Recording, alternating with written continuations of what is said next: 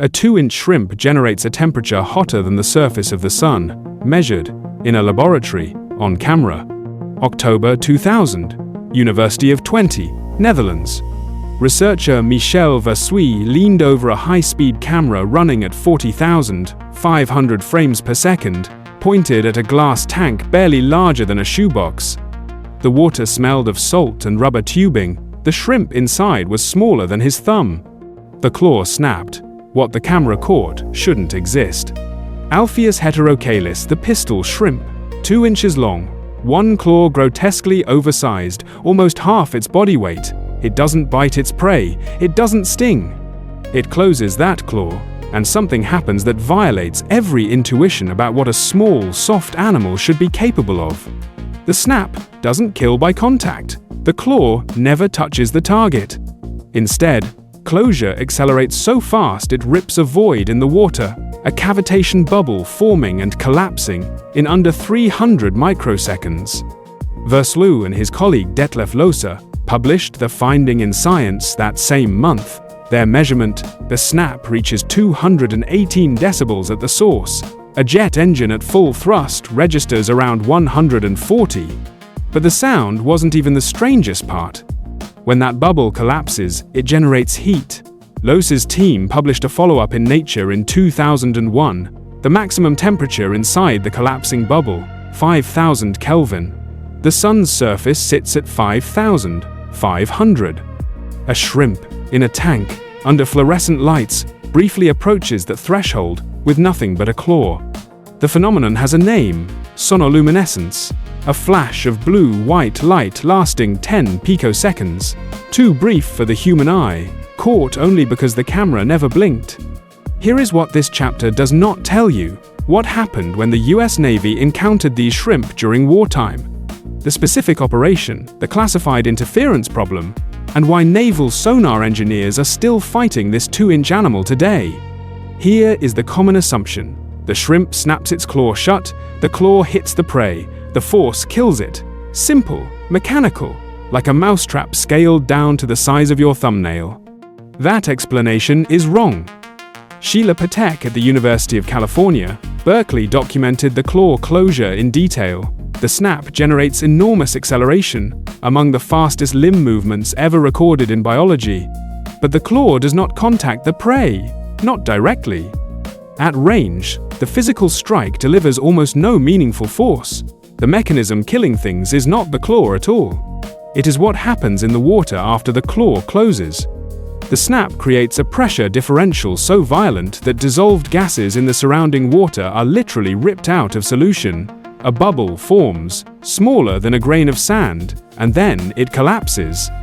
Michel Versluis and his team at the University of Twente captured that collapse at 40,500 frames per second. The bubble implodes in under 300 microseconds, one of the fastest biological events ever measured. The jet of water produced travels at 105 kilometers per hour. The sound pressure at the source reaches 218 decibels. Versluis published those numbers in Science in 2000, and they rewrote the textbooks. But the temperature is what stops people cold.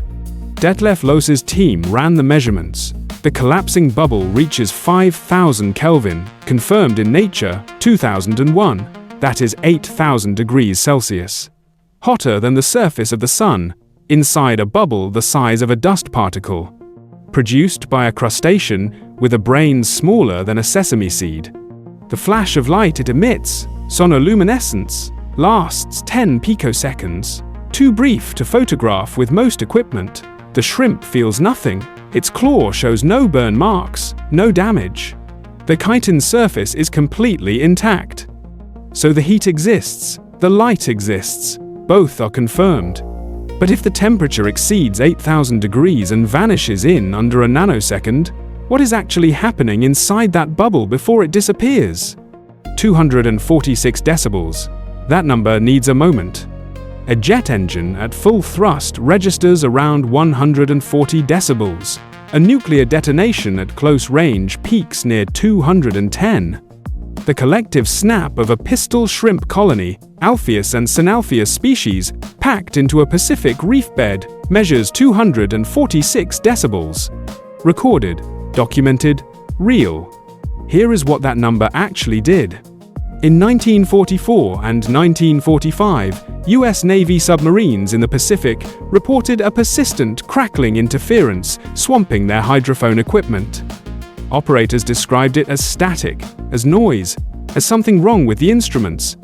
It was none of those things. F.A., Everest, R.W. Young, and M.W. Johnson documented the phenomenon formally in the Journal of the Acoustical Society of America in 1948. The source: shrimp beds on the sea floor below. Allied submarine commanders, once the source was identified, made a tactical decision. They navigated deliberately into those shrimp colonies. The acoustic density of the beds was so overwhelming that Japanese hydrophone operators could not separate a submarine's engine signature from the biological wall of sound beneath it. A 2-inch animal became classified cover. No human taught the shrimp this. No shrimp knew any of it was happening. That is the part that doesn't release. The shrimp were hunting, defending burrows, living. And somewhere above them, steel submarines carrying crews of 60 men slid silently through the noise they made, invisible. Remember the laboratory in October 2000? The flash hotter than the sun? The bubble collapsing in under 300 microseconds? That was one shrimp, one snap, one event too fast for human perception. Multiply that by a colony, by a reef, by an entire Pacific theater of war. Modern naval sonar engineers still list pistol shrimp interference as an unresolved operational problem. The shrimp have not changed, the problem has not been solved. One creature, 2 inches long, no brain capable of strategy. It broke military technology in 1944, and it is still breaking it now. If you found this fascinating, subscribe. We investigate strange, real creatures like this every single day.